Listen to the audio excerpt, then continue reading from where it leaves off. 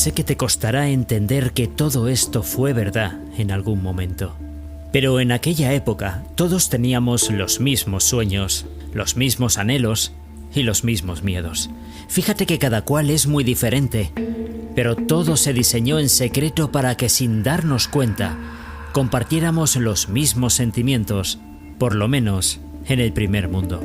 Sí, primer mundo eran aquellos países que tenían un muy alto grado en el índice de desarrollo humano, buena sanidad, calidad de servicios y esperanza de vida. Por vivir en estos lugares, pensábamos que teníamos todo, incluso libertad.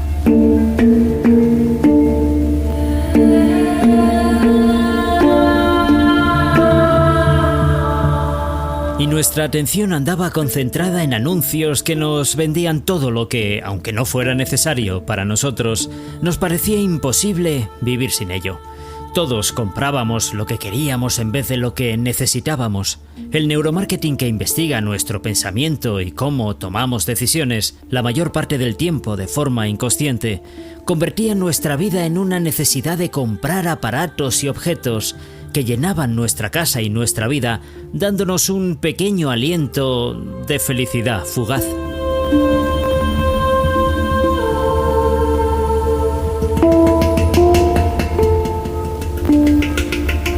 De manera que la publicidad siempre andaba 6 meses o varios años por delante de nosotros. Mientras comprábamos el último modelo de teléfono, televisión, ordenador, etc., ellos ya habían diseñado la nueva campaña que nos haría casi imposible vivir sin el nuevo último modelo del electrodoméstico de moda. La rueda rodaba constantemente y nosotros seguíamos corriendo en ella sin darnos cuenta.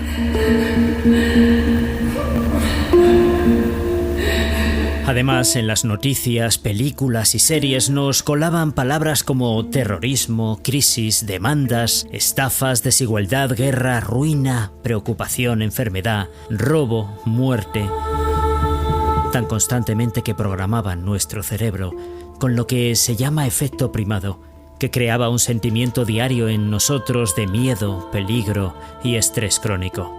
Las redes sociales nos ofrecían contenido intrascendente sin el menor sentido, que nos daba la imagen de no importancia. Por su parte, el correo electrónico nos bombardeaba con cientos de mensajes que se nos quedaban antiguos, no podíamos leer ni apenas controlar, lo que nos llevaba a un estado de desorden, sobrepasado, desorganizado, abrumado. Y todo esto se repetía a diario porque, a diario, veíamos la televisión, leíamos información o consultábamos el móvil, que en esa época se hacía una media de 100 veces en adultos y 150 en adolescentes.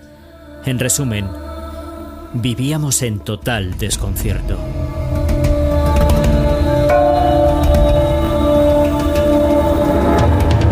Algunos pensaban que contaban con libertad, pero igual que una mascota, nos mantenían atados. Solo habíamos conocido la correa, solo ese pequeño recorrido de cuerda, solo ese pequeño recorrido que lo llamábamos libre albedrío, y muchos lo creían y defendían. Notaban cierto movimiento libre, podían girar hacia la izquierda o a la derecha, eran libres, pero nunca habían mirado hacia atrás, jamás se habían tomado la molestia de observar el final del cordón que colgaba de sus cuellos. De lo contrario, habrían descubierto que, como una mascota, la libertad está delimitada por apenas 1,5 metros que nuestro amo nos proporcionaba.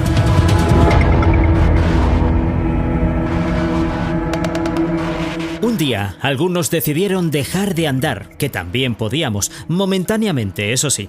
Eran unos pocos que empezaron a notar cierto rozamiento, cierto escozor en el cuello, pero solo les pasaba a muy pocos, por eso se les llamaba locos. Una minoría que dice notar lo que los demás no notan, no pueden estar muy bien.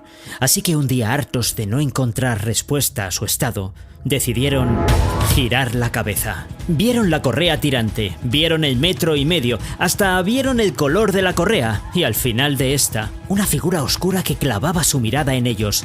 Nunca vieron sus ojos porque inmediatamente notaron un tirón que les indicaba que debían proseguir su camino y rápidamente giraron la cabeza y continuaron, como haciendo entender que no habían visto ni sentido nada. Pero desde ese instante, todo había cambiado. Ya sabían, ya conocían la verdad que sospechaban. La esclavitud seguía existiendo. Habían cambiado las cadenas por correas. Estábamos dirigidos, teníamos un amo, éramos manejados, seguíamos una dirección ordenada. La libertad no existía. Todo era una estrategia, un engaño. Nuestro mundo estaba ya creado y el camino marcado para que lo siguiéramos. Simples cobayas, mano de obra barata. El plan estaba tan bien trazado que ni siquiera podías alertar al resto de la humanidad. Porque los medios programaban tantas películas y series distópicas, incluso satirizándolas, que nadie creería que lo que ve en la ficción, representado por actores, ocurre de verdad en su vida diaria. Cuando la verdad se revela, por mucho que lo sospecharas, el abatimiento, el desdén, incluso el agotamiento se adhiere a cada célula de tu cuerpo dejándote en parálisis momentánea y fijando la impotencia como estado de ánimo. Pero la impotencia mantenida te sumerge en el fondo de un pozo desde el que solo hay un camino. Subir a la luz. Los despiertos, los llamados locos, esos que vieron al amo al final de su propia correa, aquellos que siempre dudaban, comenzaron a escalar ladrillo a ladrillo desde el fondo oscuro, fijando en sus ojos la luz que asomaba muchos metros por encima de ellos. Utilizaron sus mismas armas, pero en sentido contrario. Si a través de la vista y el oído a diario nos inyectaban palabras que de manera inconsciente nos originaban sensaciones como frustración, conformismo, pérdida de tiempo, impotencia, etc., comenzaron a crear un control sobre estas señales externas que percibíamos para cambiarlas por mejores emociones en diferentes facetas y cortar esa correa que les ataba a su amo. Ahora, diaria y conscientemente, construían hechos y palabras que les hacían sentir felices, positivos, motivados, inteligentes, creativos, amados, relajados, exitosos, abundantes y productivos.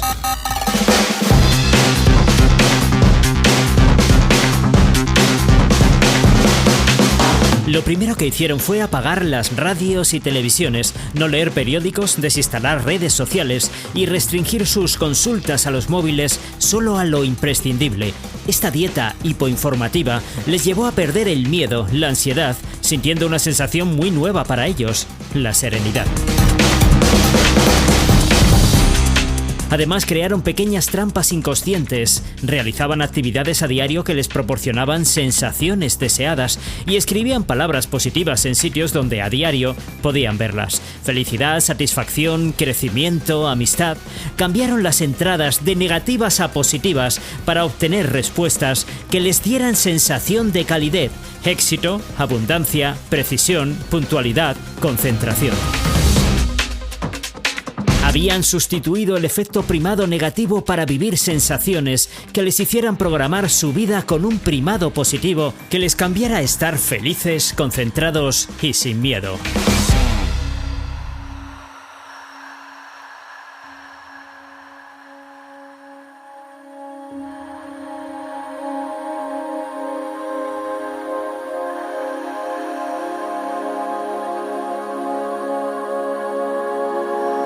¿Imagináis lo que ocurrió después?